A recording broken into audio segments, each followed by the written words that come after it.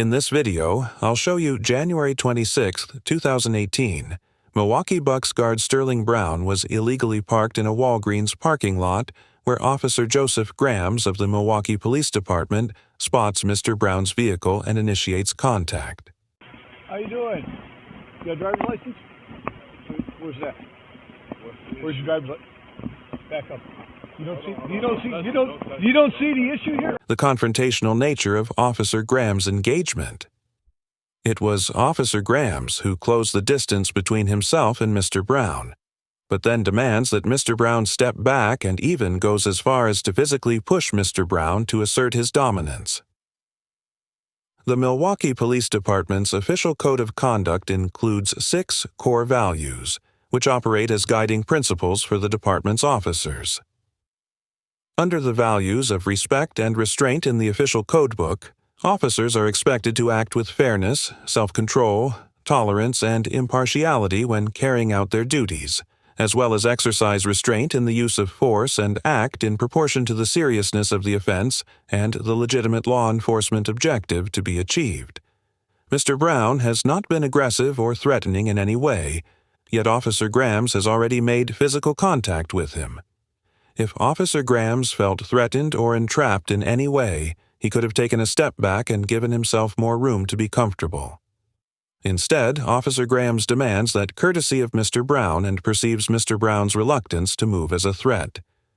You don't see any issue here. You're not parked across. 3 lanes? Yeah, it's cool. 2390. Can I get another squad here? Back up. Back up. For what? Are you obstructing me? I just told you to back up.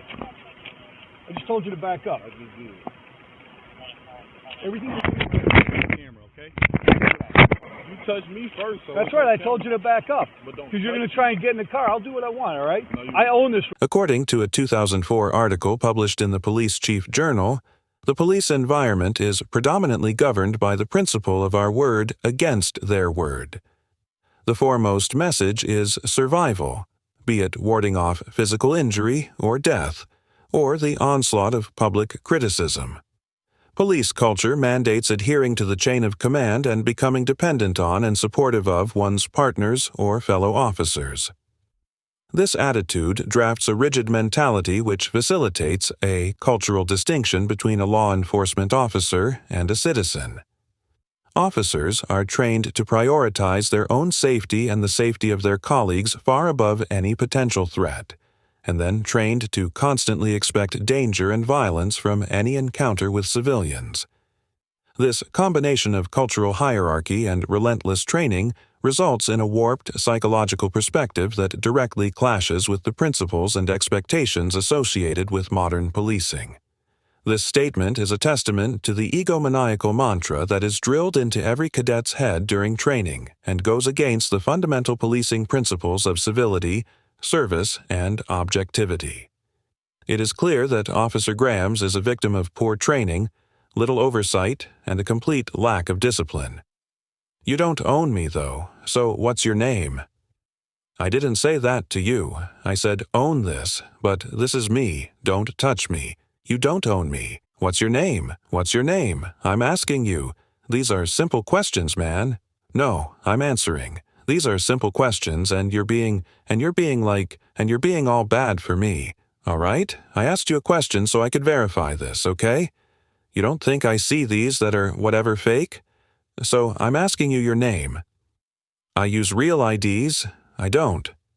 Okay, I don't know who you are. Okay, so that's why I asked. Conflict escalation is a division of systems theory which details the process by which conflicts grow in severity over time. Conflicts begin with a disagreement and often end in hostility and polarization if peaceful intervention does not occur. The law enforcement parallel to conflict escalation is the use of force continuum, which begins with officer presence and ends with lethal force. The purpose of de-escalation training is to hinder the acceleration of the use of force continuum and avoid inflicting bodily harm in an effort to control a situation. A principal aspect of de-escalation is the proper use of conversational tone and appropriate body language. This graph, developed by Lieutenant Jeremy Romo of the St. Louis Police Department, demonstrates the important role that nonverbal communication plays in conflict resolution. Milwaukee officers undergo over 1,000 hours of de-escalation. Yet Officer Grams has placed the burden of de-escalation onto Mr. Brown through his excessively hostile conversational tactics and confrontational body language. Mr. Brown has made no hostile gestures toward Officer Grams and has provided him with the information he requested in a frustrated but peaceful way. Legitimate questions, right? I ain't got no problem with it. Okay, well, you look at me like I got something growing out of my head, all right? I'm just saying, you touched me. That's the initial.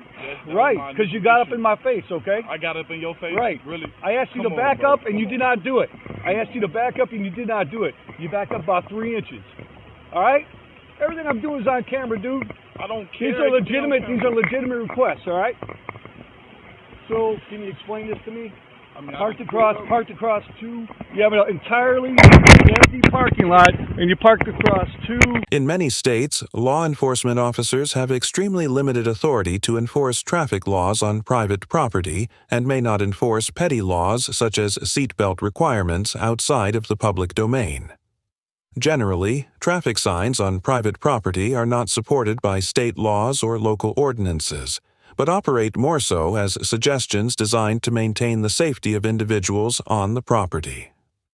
Wisconsin, Statute 346.02 grants officers the authority to enforce traffic laws upon all highways and includes private roadways where the owner has agreed to allow traffic enforcement in the definition of the phrase highway. At this point in the interaction, it has been established that Mr. Brown committed a minor traffic violation and Officer Grams is within his authority to stop Mr. Brown and ask for his identification.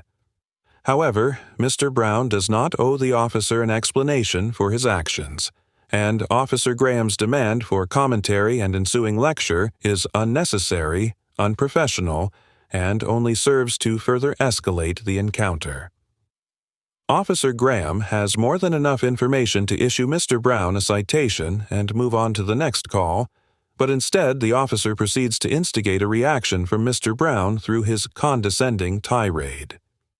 In and out. At what time? How long? In the time where I sat here for about a minute and came out. Right here. I was in and out. That's it.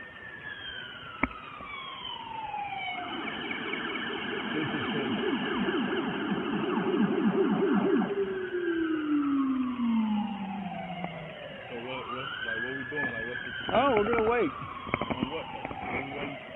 I'm waiting for my partner. I understand that, but well, you had time to park across these lanes here, so we're gonna wait a little longer. Do what?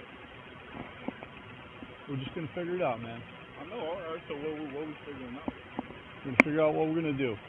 Whether you're gonna get tickets, whatever.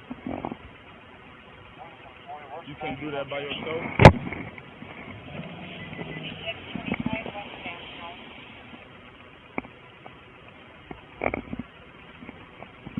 Yeah, thanks.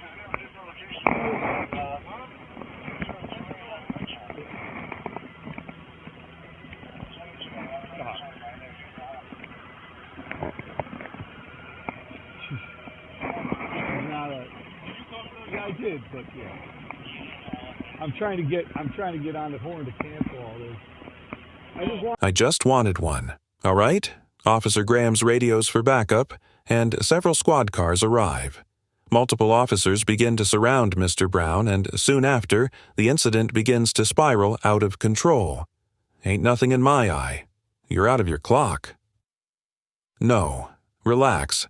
I got stuff in my hands. You want me to drop? Come on, man. The officers take Mr. Brown to the ground and taser him, but ultimately did not charge him with a crime or issue him a citation. Following the incident, Mr. Brown sued the city of Milwaukee for violating his constitutional rights.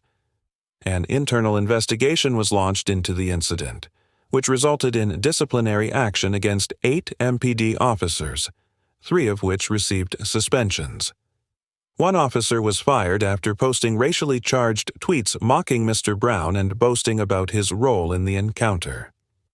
The Milwaukee City Council went on to approve a $400,000 settlement offer, which Mr. Brown turned down to further pursue the litigation. The city purposefully inflated the settlement offer in a hardball move to deter Mr. Brown's legal endeavor by taking advantage of the federal rule of civil procedure known as Rule 68. Under Rule 68, Mr. Brown would be responsible for the city's legal fees and incurred expenses if he were to lose the case or eventually win damages less than the $400,000 offer. The terms of the settlement also specifically named the city and essentially absolved the individual officers of any wrongdoing.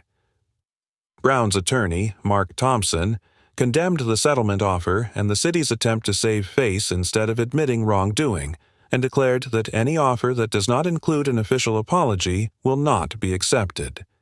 Mr. Brown's case is still ongoing. Overall, Officer Grams and the Milwaukee Police Department get an F for escalating what could have been a simple traffic ticket into a physical altercation, which resulted in no official charges or citations.